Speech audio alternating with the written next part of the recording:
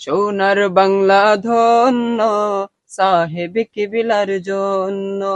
সোনার বাংলা ধন্য, সাহেব কিবিলার জন্য। সাহেব কিবলা ছিলেন মোদের, সাহেব কিবলা ছিলেন মোদের মুর্শিদ অনন্য, সাহেব কিবিলার জন্য। সোনার বাংলা ধন্য, সাহেব কিবিলার জন্য। তরিকতের মশাল জেলে যার আগমন ঘটে, তার জিহাদে বাতিলিজম যায় যে দূরে হটে।